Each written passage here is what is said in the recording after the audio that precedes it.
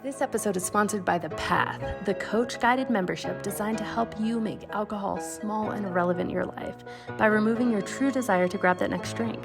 Our science-based, compassion-led program allows you not only to shift your behavior and your relationship around alcohol, but more importantly, uncover and reprogram your subconscious conditioning and neural connections that have been keeping you stuck for years.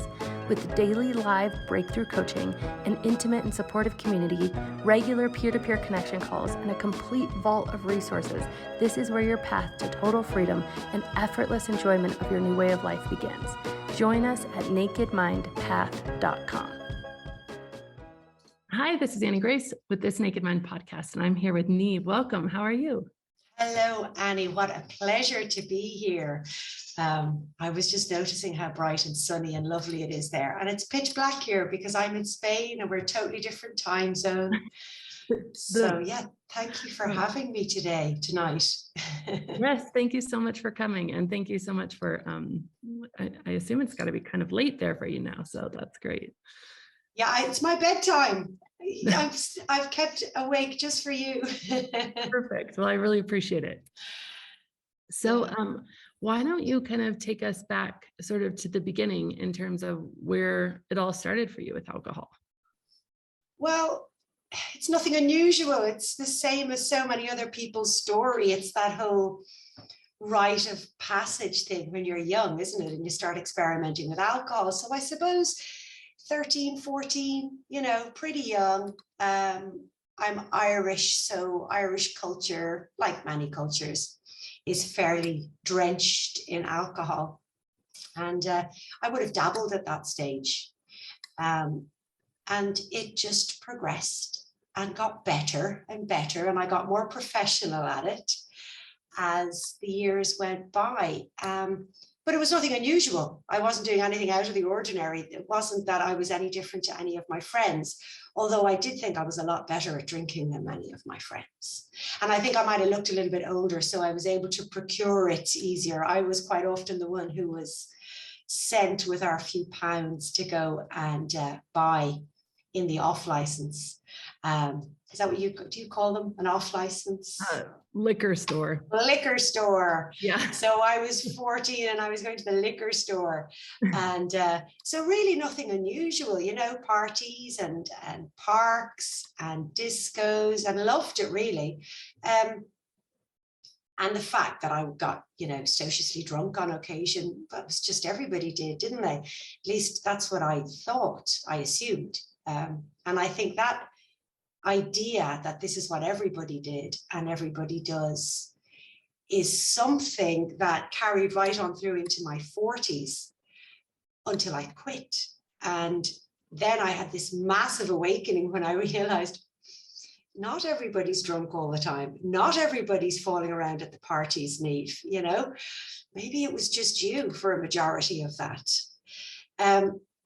So how did it progress? I think just like anybody else, life gets more difficult, more complicated.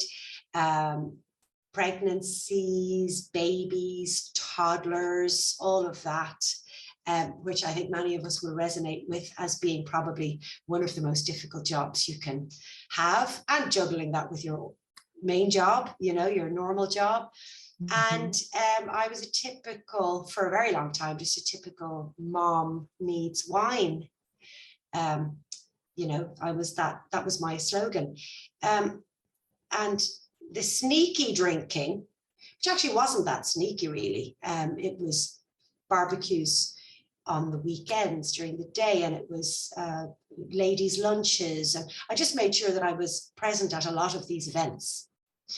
And again, something that I realized afterwards, looking back, was it really wasn't the lunch itself or the barbecue itself or the gathering that I organized that interested me. It was, in all honesty, the opportunity to drink. That's what it was all about. And isn't that amazing? Because I thought it was all about getting together with friends, but honestly, it was about boozing.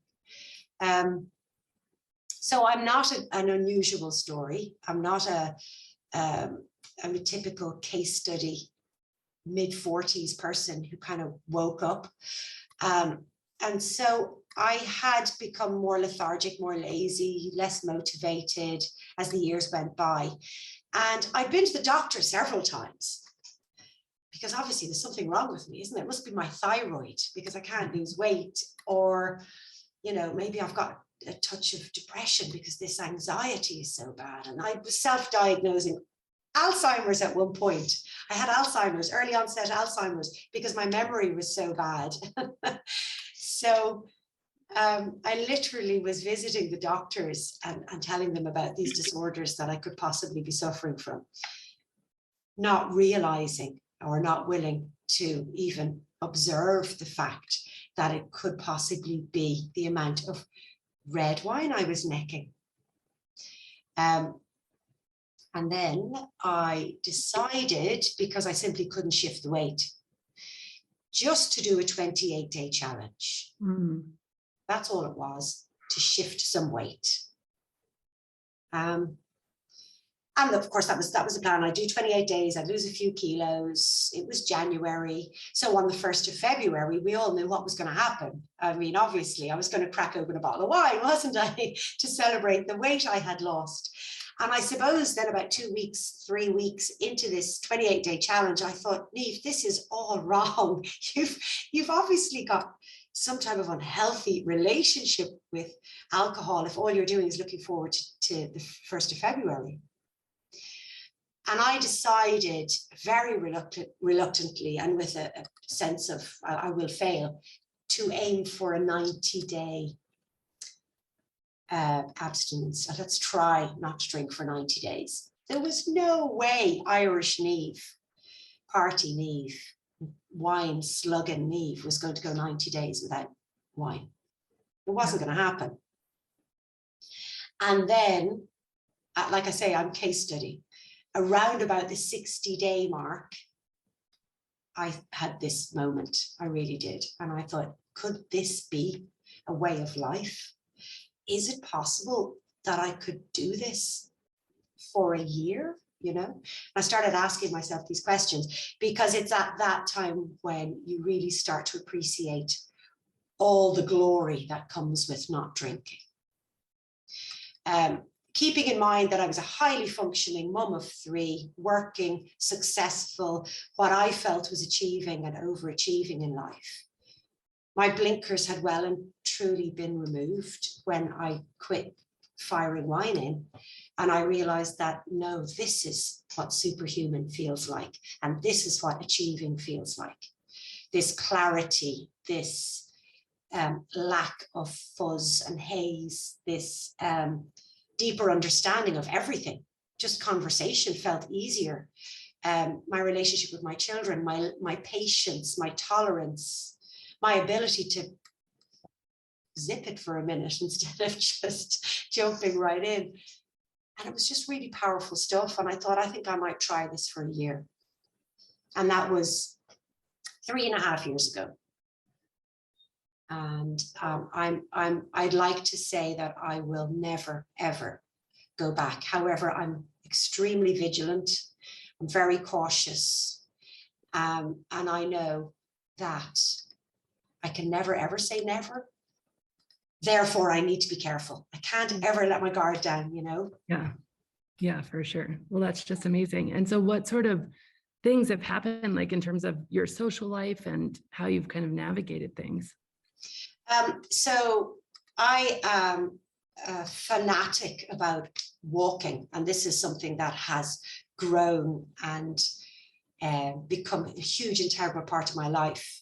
And it did start before I quit alcohol, but the day that I quit alcohol, I decided that I needed a distraction. I knew very early on that I was going to need a distraction. So I decided for my 28-day challenge to set myself a 28-day walking challenge hand in hand with this.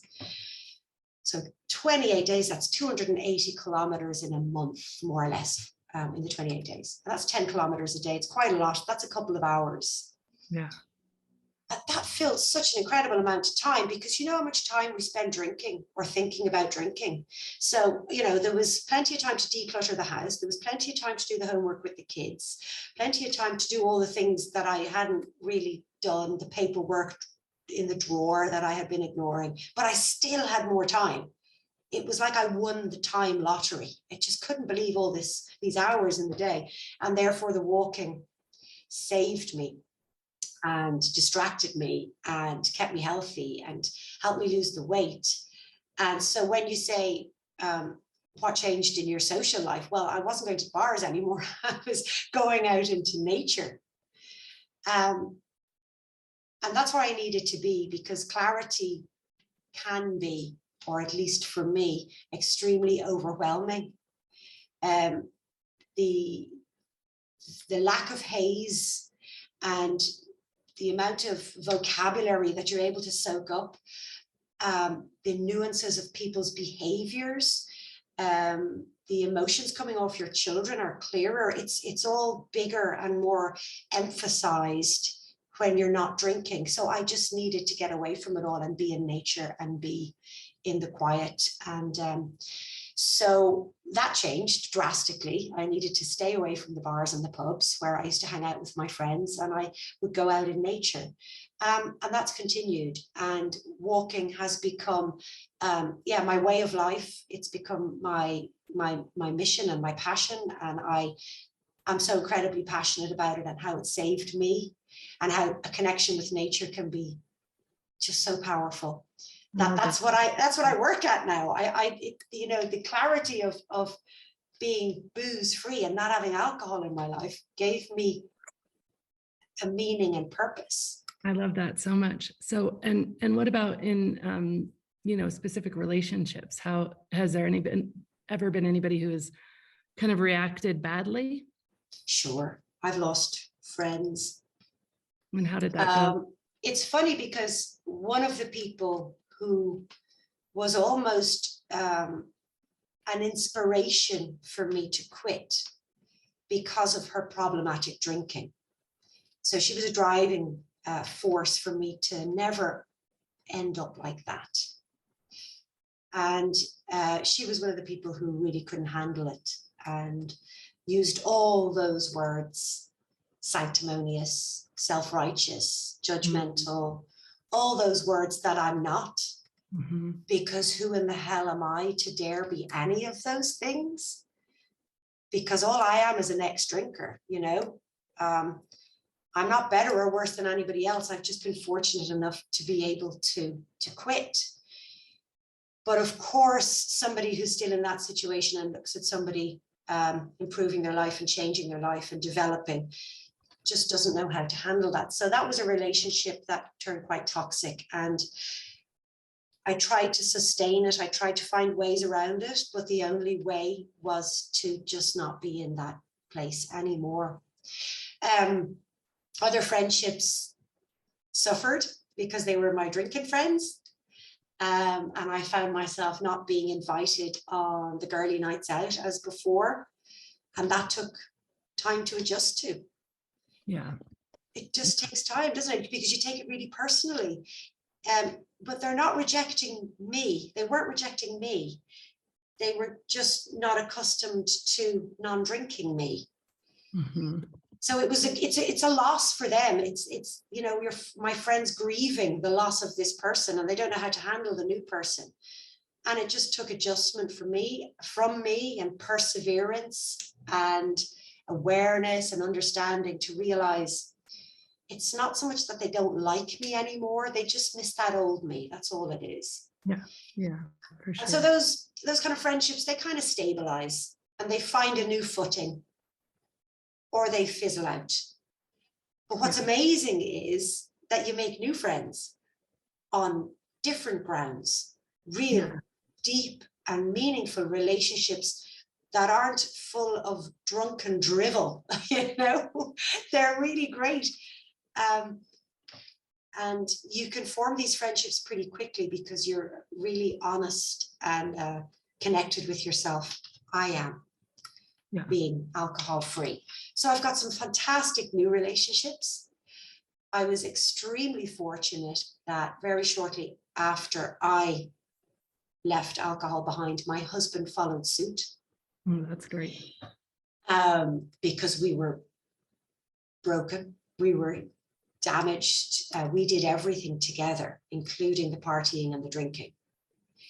And I'm sure many people will resonate with the fact that that's not productive in a relationship. It certainly wasn't in ours.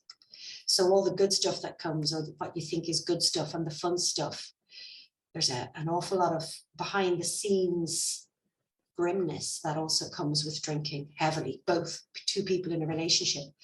So I was really lucky. We didn't talk about it. It wasn't a conversation we had. I just noticed non-alcoholic beers appear in the fridge. And it took about 6 months for us to be able to communicate about it. And it takes time to rebuild that relationship. We're not a perfect marriage. I don't think, there's not many of them about. But we would not still be married if either one of us was still drinking. I truly believe that. Wow. Because we were fractured, we were toxic because we were intoxicated. Yeah, absolutely. So, so let me ask you this question. If you were going to go back in time to the version of Niamh that was feeling stuck and struggling, and just tell her about what life is like now, what would you tell her?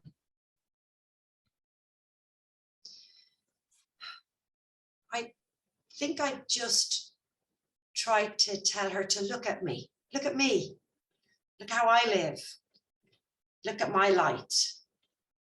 Would you like a bit of this? Do you fancy a bit of this energy? Because it's not possible to explain in words, I don't think, to other people, this sensation, this freedom, and this gratitude and zest for life. So I would advise the old Niamh to seek out people who are further along their journey and just keep an eye on them and maybe aspire to be like those people. Because how can I explain to that old Niamh who's kind of fuzzy and meh and riddled with anxiety and tired from not drinking and knows better than everybody else? How can I explain anything to her? Right. This takes me to your book, because very early on in the journey, your book was the first that I purchased, but I couldn't read it.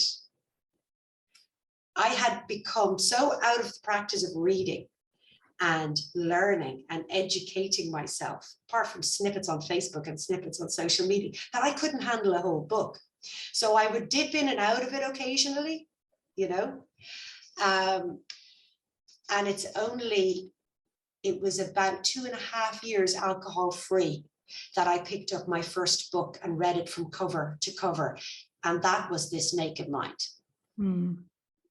So it was a great way to reinforce a lot of the learning that I'd done and picked up. But imagine that I was so rusty in educating myself and reading that I couldn't get through a book. And I wasn't a falling down drunk. I mean, the word alcoholic didn't make any sense to me, and I don't use it. I would never use that to refer to myself. But I couldn't read a book, and now I can't read enough books. But the breaking of the seal was your book, so thank you very much for that.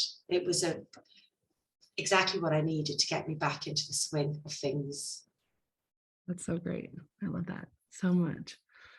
Well, that's just amazing. I'm so appreciative of your time and sharing your story and staying up late for me. It's just awesome. I'm good. I've been buzzing all day because I've been looking forward to chatting with you.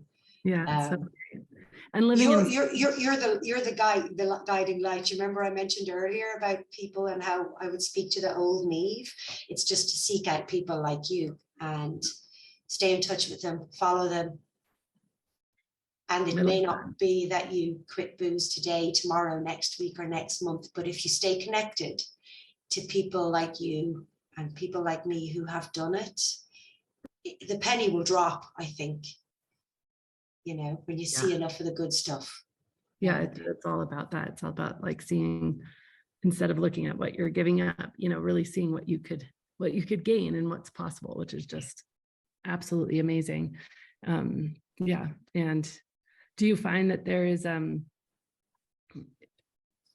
any sort of difficulty in like living, like in your experience, I visited Madrid recently, and actually it was not like, I mean, it was quite boozy, but I didn't, yeah, it was part of the culture, part of the lifestyle. And I'm just curious about living in Spain, if that's how you felt as well, and if that's been difficult or if it's been easy to navigate.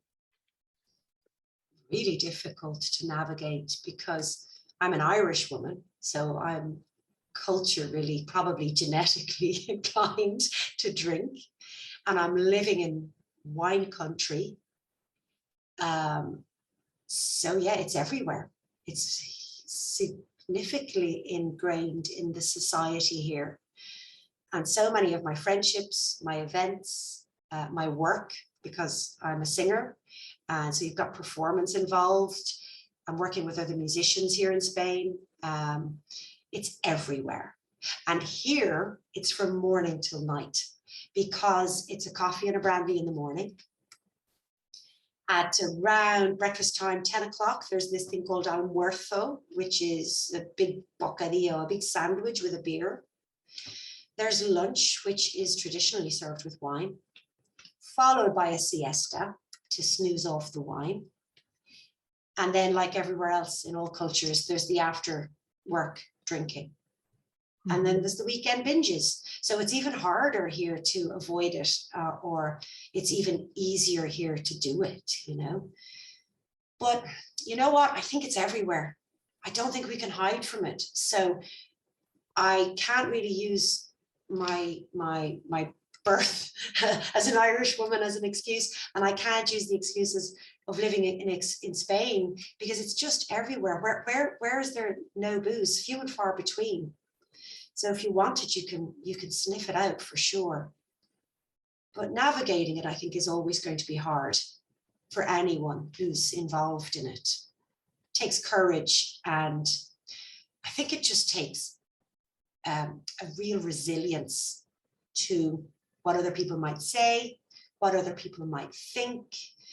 Other people's opinions may matter to you, but at the end of the day, you're number one. Your health is number one. Your existence and your opportunity at this one shot of life is really all that matters, right? Absolutely. So if anybody else wants to snigger or sneer or have an opinion on the fact that you're not drinking, that's really their problem and not yours. And that's what I had to learn very quickly. And I was fortunate enough that I was able to explain that to myself. This is their adjustment. They're just trying to adjust to this new me, because if I had bowed to the pressure of other people, I wouldn't have lasted 24 hours. In fact, I didn't last 24 hours, because on day one of my challenge, I drank. On the 1st of January, I went out for lunch and I drank a bottle of wine on the first day of my challenge. And I have to tell you, that was the best, what they call a blip, best blip ever. Amazing, powerful, because it made me understand that if I can't get through one day, I've got an issue, and I need to seriously talk to myself and focus on this 28 days. So I'm grateful to that failure on that day one, because it gave me huge motivation to get through the 28 days. Yeah. And I think if anybody else is trying and anybody else fails, or let's not call it failure, if you blip or if you drink, it's going to happen. There's no point beating ourselves up. We just got to appreciate how far we've got, and that tomorrow's another day and we can pick up again, really, I suppose. I love that so much. Yeah, so true. So true. And the more, like, there really is no failure if you just don't stop, right? Don't stop trying. So it's amazing. Yeah. Really great. I wonder if what we say makes sense to people. I think so. I wonder, does it just all sound like words and gibberish if you're in the midst of trying to get out, I don't think so. I think somebody, like, whenever we can see ourselves in someone else's story and just feel less alone, I think that's a huge shift. That's something really powerful and really important happening. Yeah. Absolutely. Well, thank you so much. Yeah, you're welcome, Annie. Thank you so much for having me. I loved it. It's been a joy. I really appreciated it. Yes. And I hope some of what I said makes sense to some people. I'm sure. And keep up that amazing work, inspiring stuff. Thank you so much. Okay, bye. Thanks. Hey, it's Scott Pinyard, head coach here at This Naked Mind. Are you ready to make instant changes to your drinking? The answer is not in restriction or deprivation, and you don't need more self-control.